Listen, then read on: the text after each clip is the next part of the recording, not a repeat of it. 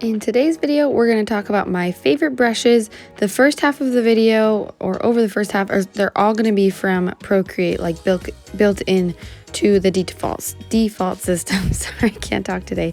So we're going to start with the sketching brush, or sketching brushes. My favorite one in this one is SB, the 6B pencil. I've got a couple of different versions where I've turned the streamline up on one of them, and then I've got two where I've turned the max size up, and I love them. I feel like they're great for texture, and I just love the look of this brush. So that's in the sketching. It's one of my favorites. And then in the inking section, I love dry ink. You'll see I have several versions of it. Some of them are redundant because I was just experimenting, but I've got the normal dry ink. I've got a one where the max size has been turned up. I actually have two of those. One's just a little bit more dense.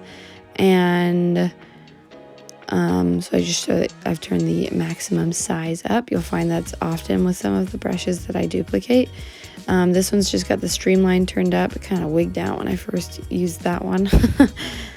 And yeah, I really like how this one writes for like hand lettering as well as for adding texture. The next one is drawing. Don't really use any of those. This is in the painting section.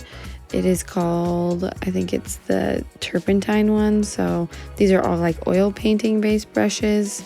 And then like acrylic based brushes, and I like them. I don't use them often. If you've watched my other videos, you know in the artistic section that I love Larapuna. It does a great job with blending, and I was trying to use the tip where if you long press on the smudge, it will use the brush that you're using, but for some reason that's just choosing not to work today. So I love how it blends, you know, that I use it for that.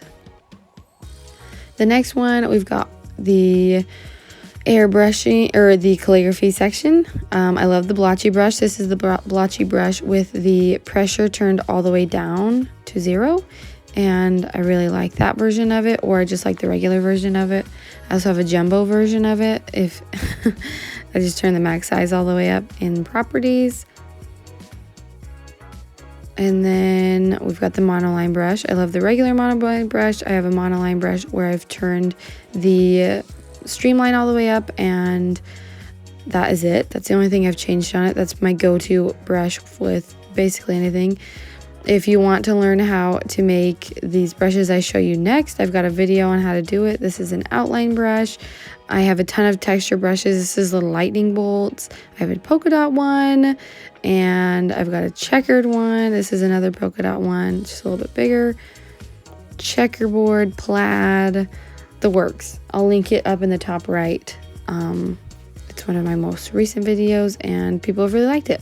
I also like the monoline brush with the calligraphy, with the Apple Pencil pressure turned all the way up, and then the streamline turned all the way up. It's a great calligraphy brush.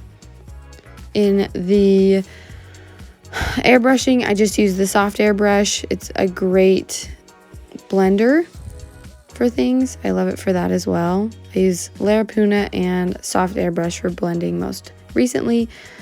The textures I don't really use. They're fun. Maybe the only one that I really use, yeah, it's the one at the very top. And then this is the charcoal section, and I just skipped over the abstract one because I don't really use it, but the charcoal one can be fun for textures, or if you like doing hand lettering like that. I don't really use the elements one. I used the snow one once. Spray paints and touch-ups, not really using. Vintage has some really fun textures at the top of the list. So if you're looking to add textures to your illustrations or to your lettering, you could use those. I don't use them very often, but I do like them. The next one is the luminance. So there's the light pen and the light brush, and those can be really fun if you had like a black background and some vibrant colors. And then there's other things you can do with the lights. This is like nebula, so it's supposed to be like stars. It changes the color like crazy. And then we've got the industrial. It's just a ton of more fun textures that I like, but don't really use very often. Next, we've got industrial or organic. Don't really use any of those, but it could be fun, so I'd say experiment with those. And then there's the water section, which is what I'm showing right now. It's if you want like basically watercolor brushes. These are from Stefan Kunz's, I can't remember what it's called, but it's to help you learn about composition, and they're all like Christ and Christian themed. I also have a free watercolor one. I've got a couple of these free ones. I made this one in a video, my second video that I ever posted. I got these free gouache ones, or gesso, not gouache, sorry, gesso. And then I made this texture brush. It is the bleed shape and one of the paper textures, and so I like that for texture. This one I made, but it's basically a rougher version of dry ink. I have also Stefan Kunz's, what's it called? Chalk section. So these don't look like chalk right now, but when you have got white on a black background, it looks a lot like chalk. So I have those from him. I also have his grid and letter builders, so I'll show those. I've gone through phases where I've used these more times than others. So those are, I just kind of gave you a preview of some of those. So love his stuff.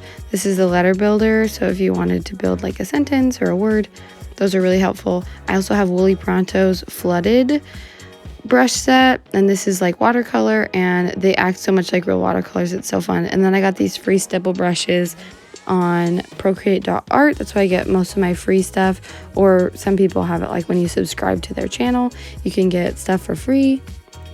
But I would have to say my top three are monoline, and then I also love dry ink is my top two, and then my last one as of lately is the SB pencil.